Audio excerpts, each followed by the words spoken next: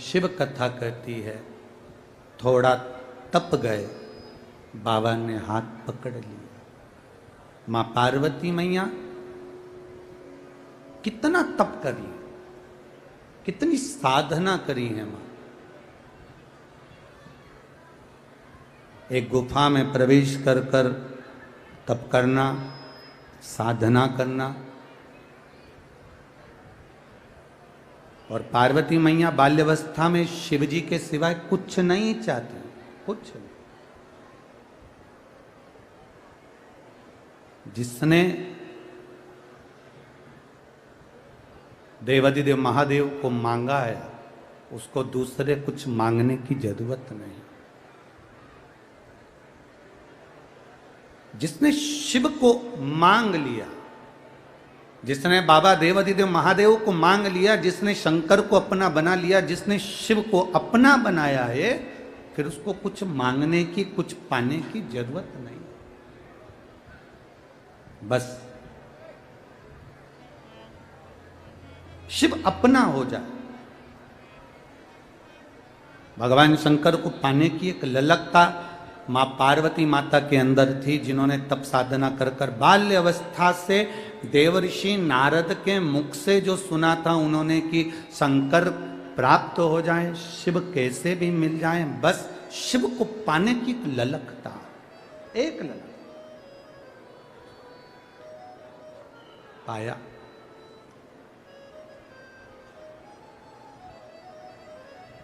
पर पार्वती मैया के तप करते हुए देखकर, मां पार्वती के तप करता हुआ स्मरण कर कर मां पार्वती जी की बड़ी बहन गंगा मैया, मां गंगा जिन्होंने पार्वती जी को देखा तप करते हुए, देवऋषि नारद से पूछा कि मेरी छोटी बहन पार्वती तप कर रही है, तो गंगा जी ने पूछा कि आप बताओ कि ये तप क्यों कर रही है। देवऋषि नारद ने कहा कि गंगा मैया, पार्वती मैया जो तप कर रही है, उसके तप करने का केवल एक कारण है, शंकर भगवान की अर्धांगिनी बनना,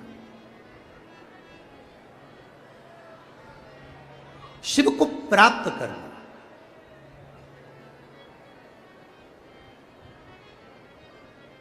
शिव को अपना बनाना।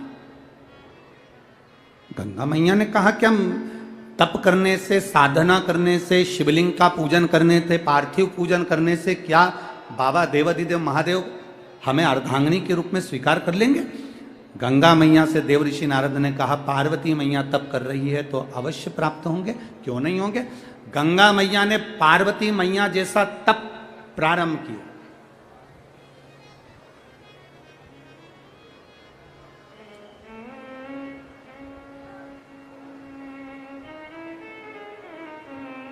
अब ऐसा तप मां गंगा कर रही है, ऐसा तप कर रही है, तेज शिव महापुराण की कथा राजगढ़ को चल रही है।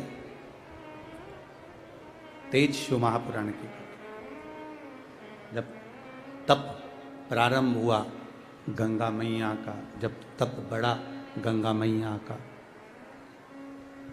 पार्वती जी के पास सूचना पहुंच गई, मां जगजननी के पास खबर पहुंची कि पार्वती, तुम्हारी जो बड़ी बहन है गंगा,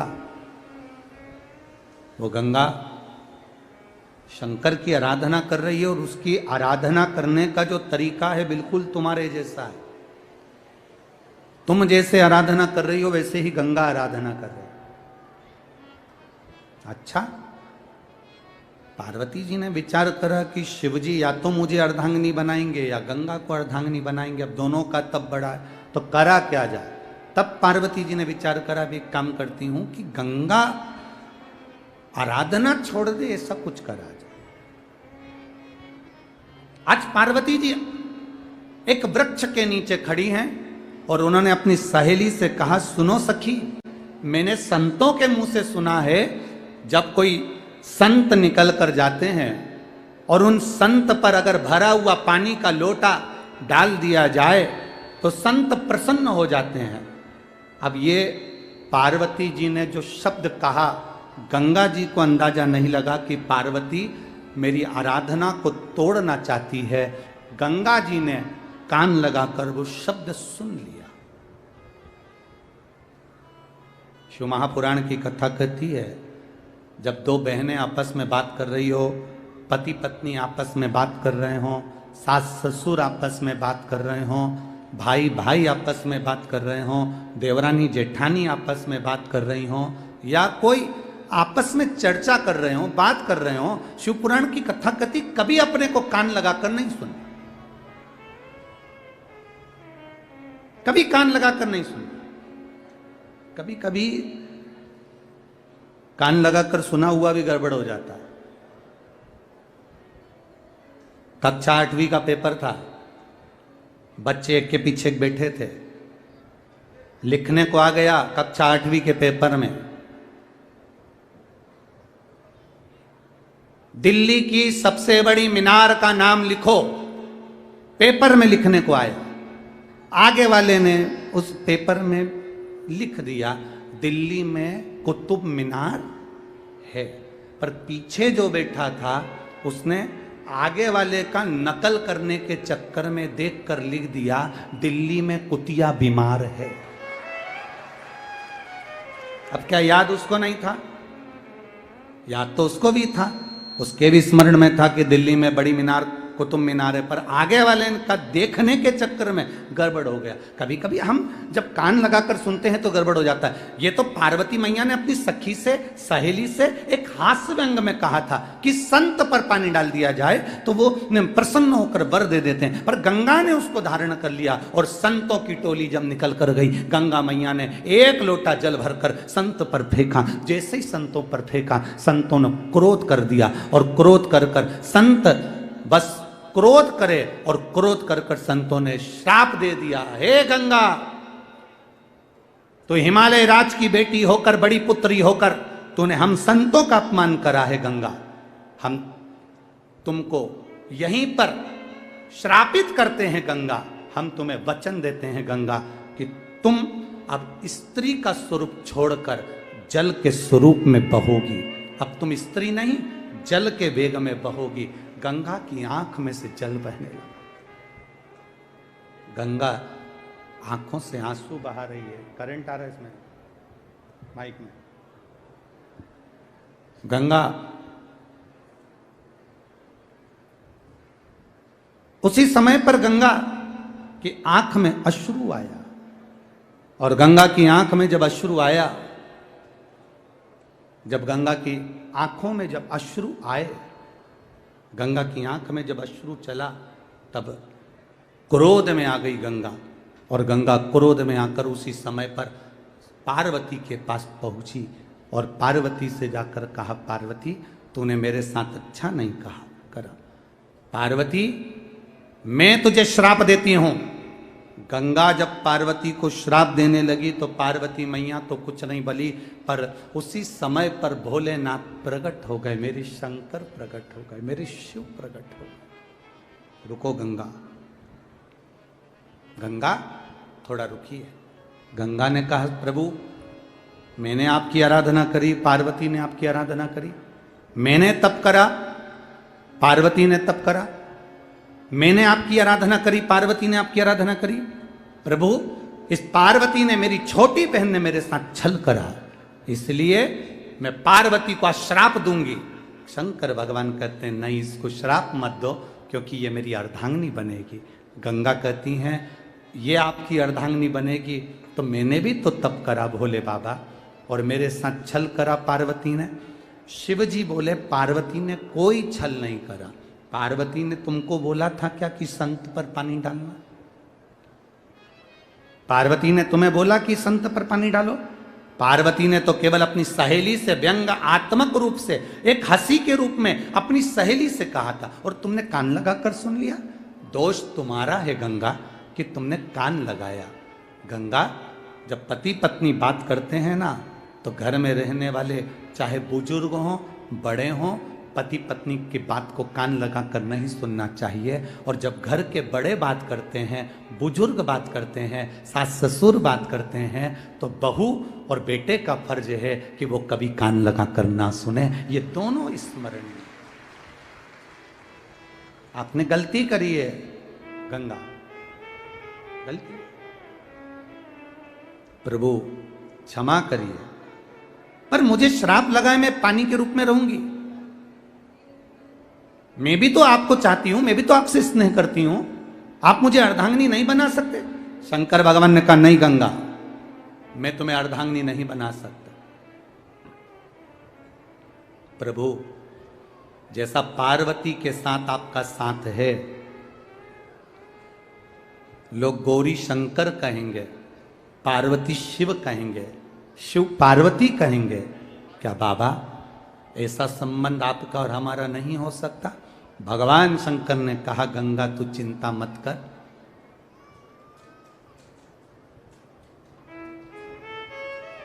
मेरा तेज, तेज शिव महापुराण की कथा का वर्णन है, मेरा तेज स्वयं अग्निदेव सूर्यदेव की साक्षी में तुम्हारे जल में ला कर देंगे। पार्वती माता के गर्भ से संतान नहीं, गंगा, जब मेरा तेज तेरे जल में पहुंचेगा, उस जल से मेरे 6 पुत्र जन्म लेंगे, जिसका नाम षडानंद कार्तिकेय होगा। प्रभु, अर्धांगिनी तो आपकी पार्वती है, और आपके बच्चों को जन्म देने वाली, आपके बच्चों को प्रकट करने वाली मैं रहूंगी। गंगा प्रसन्न हो गई, प्रसन्न। आज मेरे भोले बाबा का तेज मुझ में आएगा और मैं बच्चों को जन्म दूंगी, शंकर भगवान के पुत्रों को जन्म दूंगी। प्रभु, पर मैं आपकी अर्धांगिनी नहीं। शिव जी कहते हैं, गंगा चिंता मत कर, संसार का मनुष्य मेरा एक नाम है, हर, क्योंकि मैं दुनिया के कष्ट को हरता हूं। मेरा एक नाम है हर, मैं दुनिया के दुख को हरता हूं, मैं दुनिया के कष्ट को हरता हूं। दुनिया का कोई व्यक्ति कहीं पर भी बैठकर हर हर गंगे जब कहेगा, तो उसने कोटि पुण्य कमा लिए होंगे, ऐसा फल उसको प्राप्त होगा। बहुत बहुत सारा। तो एक बार बड़े भाव से बोलिए, हर हर गंगे। ये गंगा और हर का संबंध है महाराज, क्योंकि देवाधिदेव महादेव ने अपना तेज गंगा महारानी को दिया। गंगा जी की जल की धार से अब देखिए, माता पार्वती जी के तन से तो उपतन से केवल एक पुत्र हुए। क्या नाम था उनका? जम के बोलो जरा। गणेश। कोई पूछ रहा था, पार्वती जी कौन सा उपटन लगाती थी? तो हमने पूछा क्यों? नहीं, हम पूछ रहे हैं वो बेसन मिला के लगाती थी क्या, कि आटा वाला लगाती थी?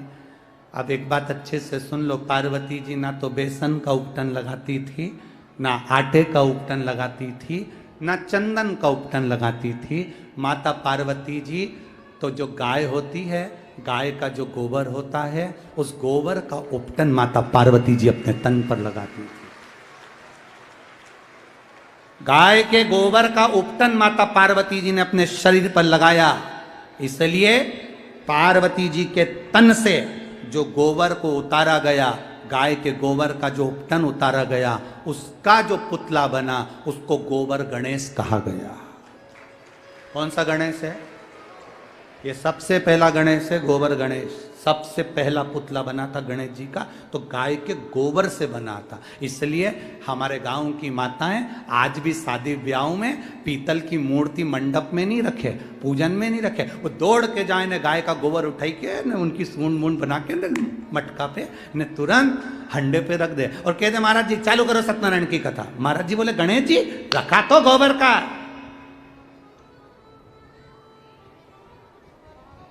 गोबर का गणेश रख दिया। पार्वती जी ने जो उपटन, तो पार्वती जी के इस शरीर से तो केवल एक पुत्र हुए, पर गंगा जी के जल से 6 पुत्र। गंगा जी के जल से जब भगवान के तेज पुंज को ले जाकर गंगा जी के जल में दिया गया, गंगा जी की 6 धारों ने उस भगवान शंकर के तेज पुंज को 6 भाग में बांट दिया। 6 भाग में बांटा तो 6 पुत्र जन्म ले लिए। गंगा मैया 6 पुत्रों को अपनी गोदी में लेती, कभी बालक इधर रोता, कभी उधर रोता। मां गंगा परेशान हो गई। गंगा जी ने उसी समय पर ऋषियों को बुलाया, संतों ऋषियों आओ। 7 ऋषि आ गए।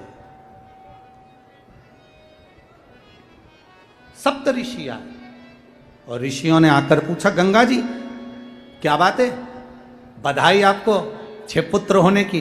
गंगा मैया के पुत्र होने की तो बधाई जाने दो, परंतु इन 6 को संभालूं कैसे, अकेली, और औलाद कितनी, बोलो बोलो जम के बोलो जरा, 6, अब करूं तो करूं क्या। तो गंगा जी ने कहा, ऋषियों अपनी अपनी अर्धांगिनियों को भेजो। तब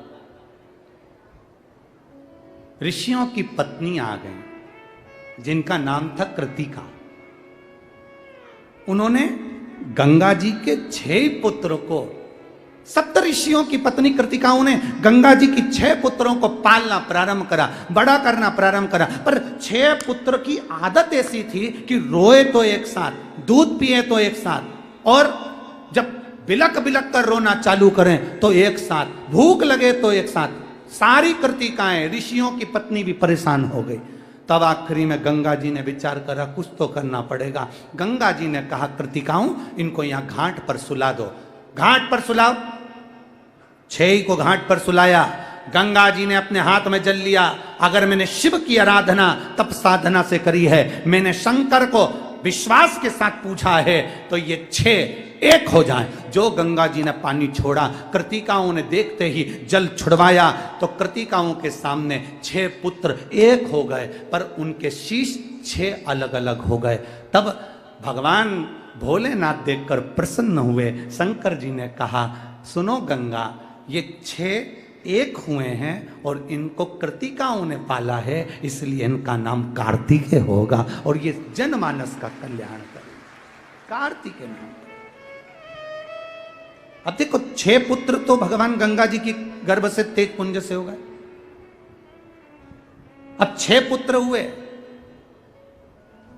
अब गंगा जी के उस जल से और संतान की उत्पत्ति देखिए। अब भगवान भोलेनाथ पार्वती जी के साथ में चौसर खेलने बैठे।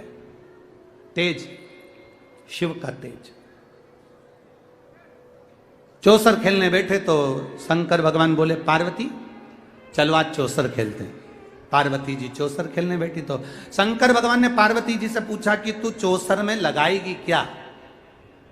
अब पार्वती जी बोली, मेरे पास तो मेरे पिताजी का दिया हुआ बहुत कुछ है, हिमालय राज ने जब विदा करा था तो मेरे पास तो बहुत है, पर ये बताओ कि तुम क्या लगाओगे।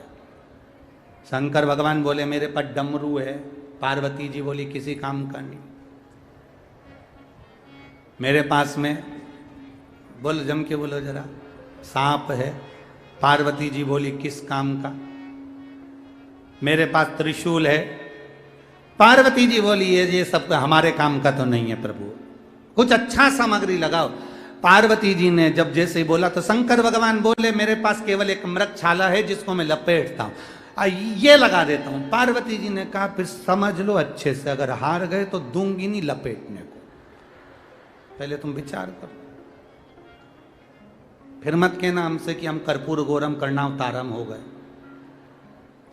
भगवान शंकर बोले, पहले तो मैं हारने वाला नहीं हूं, ये पक्का है। चलो खेलो चौसर। जो मां पार्वती ने चौसर खेलना प्रारंभ करा और जो मां पार्वती चौसर खेली, खेलते खेलते खेलते खेलते शंकर भगवान का डमरू, त्रिशूल और सांप सब ले लिया।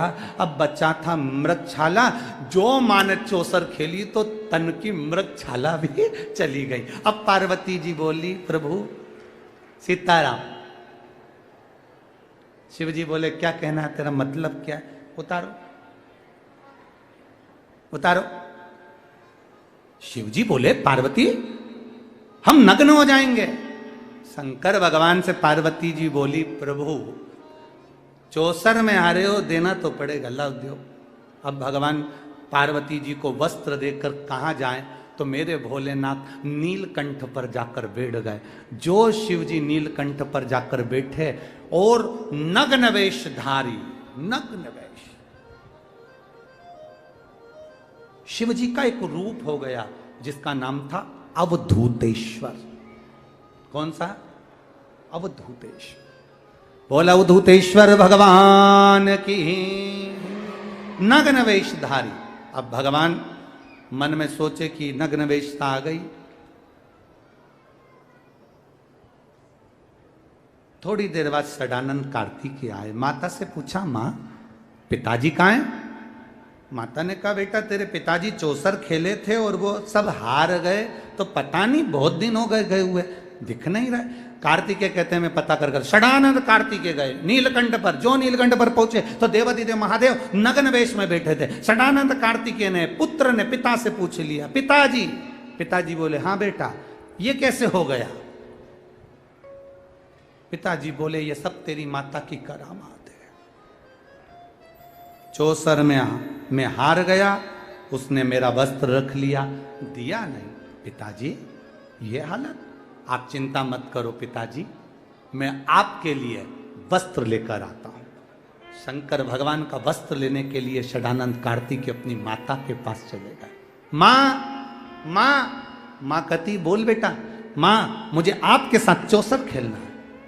पार्वती जी बोली बेटा तुम छोटे हो, बच्चों के साथ चौसर खेलो। ना ना मां मेरे को आपके साथ चौसर खेलो। ठीक है खेलो चौसर। मां आप चौसर में क्या लगाओगी। षडानंद कार्तिकेय ने कहा अपनी मां से, तो मां कहती है बेटा केवल दुनिया में केवल एक मां ही तो ऐसी है जो सबसे जीतना चाहती है पर अपने बच्चों से हारना चाहती है। केवल एक मां। मां कभी अपने बच्चों से नहीं जीतती, मां अपने बच्चे के आगे हारती है, बच्चों से नहीं जीतती। मां आप क्या लगाओगी, क्या चाहिए तो चाहिए। पिताजी जो मृगशाला छोड़ कर गए हैं वो मृगशाला दे सकती हो। मां ने कहा ठीक है लगा दूंगी। अब मां ने जान कर हार कर षडानंद कार्तिकेय को वो मृगशाला दी। भोलेनाथ जी मृगशाला बांध कर बैठे तो शंकर भगवान घर आने से पहले मां गंगा के जल में स्नान करने बैठ गए। गंगा के जल में जो स्नान करा तो शंकर भगवान के तेज पुंज से जो भस्म लगी थी उस भस्म में से उसी समय पर भस्म के 5 हिस्से गंगा के जल में बहकर जाने लगे, जिससे 5 कन्याओं का जन्म हो गया। जया, विषहरा, श्यामली बारी, दौतली और देव, ये 5 कन्याओं का जन्म हो गया। भोलेनाथ जी आ गए पर शिव जी का मन नहीं माना। शंकर भगवान के तेज पुंज से षडानंद कार्तिकेय हुए। शंकर भगवान के तेज पुंज से भगवान शंकर की 5 बेटियों ने जन्म ले लिया। जब ये 5 बेटियां जन्म ले ली, शंकर भगवान का मन नहीं माना, क्योंकि बेटा मां को प्रिय होता है और बेटी बोलो बोलो जम के बोलो जरा, बाप को प्रिय होती है। सबसे ज्यादा प्रियता बेटी की पिता से होती है और पिता की बेटी से होती है। वो स्नेह करता है बाप अपनी बेटी से और बेटी अपने बाप से स्नेह करती है। ये प्रियता। स्त्रियां जल फेंकती हैं महादेव पर, महादेव जल फेंकते हैं बेटियों पर, जल से अटखेलियां होती है। ये प्रसंग श्री गणेश जी महाराज ने मां पार्वती से जाकर कह दिया। मां मां मां पार्वती जी ने पूछा क्या बात है गणेश, क्या हो गया।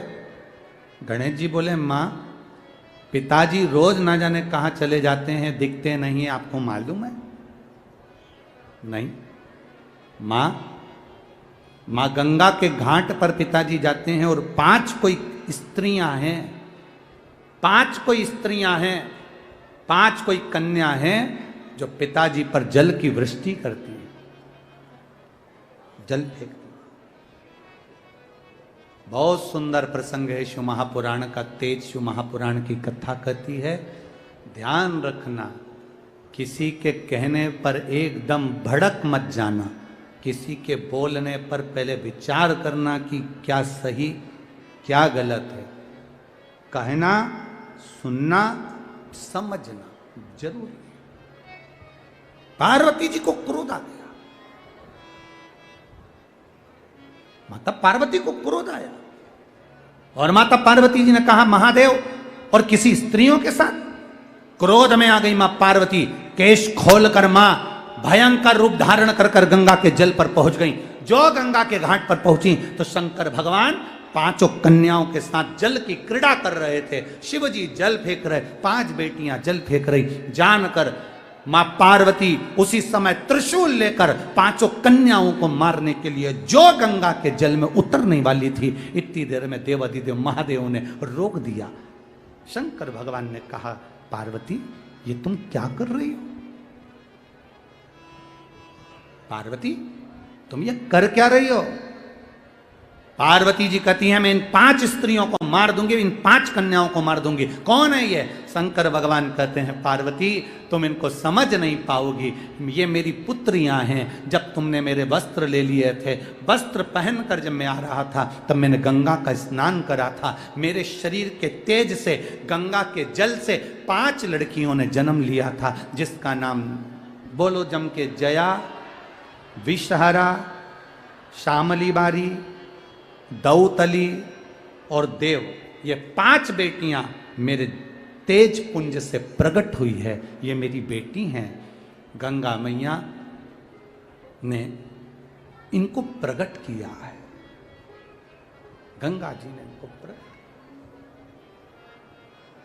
पार्वती जी हाथ जोड़कर क्षमा मांग रही हैं। बाबा ओगड़दानी से, बाबा त्रिकालदर्शी कैलाशी से माता पार्वती जी ने क्षमा मांगी, गलती हो क्षमा कर।